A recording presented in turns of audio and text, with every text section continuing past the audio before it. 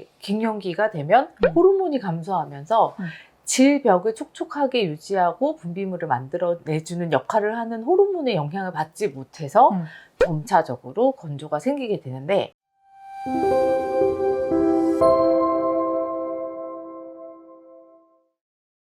안녕하세요. 산부인과 전문의 유지연 신나리입니다. 오늘 영상을 준비한 거는 저희가 오랫동안 영상을 안 찍었는데 그래도 이 영상은 항상 궁금해하시고 고민스러우셔서 오래오래 봐주시더라고요. 바로 질건조증에 대한 치료입니다. 선생님, 질건조증이라고 보통 언제 오세요? 질건조증이요. 보통은 폐경기 전후 여성들이 가장 많이 오는 것 같아요. 그러면 나이로 봤을 때는 40대 중후반에서 50대 초반의 여성들이 가장 많이 오시는 것 같아요. 그럼 보통 증상으로는 심하신 분들은 앉아있으면 아래가 바짝바짝 타는 것 같아요. 혹은 아파요 라고 하시는 분들도 있고, 관계 후에 안에 고춧가루 뿌려놓은 것 같이 아파요 하시는 분들도 있고, 관계 후에 피가 나요. 근데 막 진찰해 봤더니 자궁경부에서 나는 건 아니고 질이 너무 건조해서 피가 나는 경우가 있습니다. 그래서 관계하기가 너무 무서워요 하고 오시는 게 질건조증입니다. 그럼 질건조증이 왜 생길까요?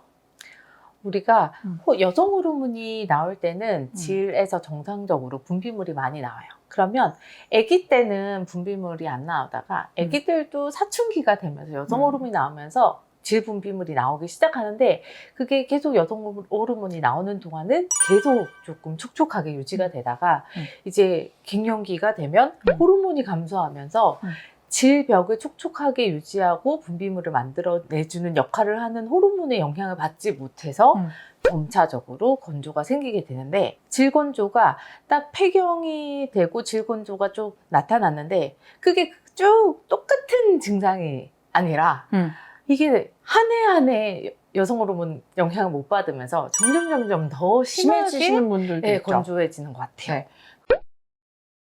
보통 치유는 그러면 뭐 반드시 처음부터 시술을 해야 될까요? 아니요. 그럼요? 처음은 우리가 윤활 겔 정도로만 사용하면 됩니다. 처음에 증상이 심하지 않을 때는 평소에는 아무런 느낌이 없다가 관계 시에 약간의 건조함이 있나 없나 이 정도로 생각할 정도로 있는데, 그럴 때는 윤활 겔로만도 충분히 좋아질 수 있습니다. 또한 그 갱년기 이후의 여성들은 호르몬 질정을 사용하면서도 증상이 많이 완화가 될 수 있고요. 건조함 말고 너무 두근거림이나 아니면 뭐 열감이라든지 이런 것 때문에 호르몬을 복용하시게 되는 분들도 약간은 좋아질 수 있습니다. 맞아요. 근데 이런 뭐 약도 쓰고 했는데 선생님 저는 약간 부족해요. 아니면 저는 이걸로 안 되는 것 같아요. 라고 하면은 보통 신원장님은 가장 뭘 추천해요? 가장 최고로 효과 있는 거는 금실 시술을 추천합니다. 금실 시술 말씀드리면 뭐야 그거를 왜 거기다 놔요? 이렇게 얘기하시는 경우가 많습니다. 물론 저희도 금실 시술을 처음 했을 때 그럼 거기다 왜 넣어? 약간 그랬습니다. 효과가 있을까? 이 효과가 있다라고 하는데 그게 진짜 맞을까? 맞아요. 이런 생각을 많이 하긴 했었죠. 그런데 이제 시술한 지가 저희가 되게 오래됐는데 금실 시술을 해드려서 저 건조증이 정말 안 나요. 돈이 아까워요. 이런 분이 있었나? 없었죠. 그런데 이제 또 오해하시는 게 선생님 전 금실 시술을 했는데 한 일주일 있다 안 좋아진 것 같아요. 좋지 않아요. 근데 진짜 그런 분 많아요. 모든 그 시술의 효과가 나타날 때까지 시간이 필요한데 이걸 못 참으시는 거예요. 그래서 진짜 한 달까지는 아무런 좋아진 느낌이 안 날 수 있어요. 근데 한 달 이상 지나시면서 점차 이게 많이 변했구나 이런 걸 느끼실 수 있습니다. 근데 금실 시술의 뭐 단점 아닌 단점이라고 하면 제거는 불가능하잖아요. 근데 제거를 할 필요는 없기는 한데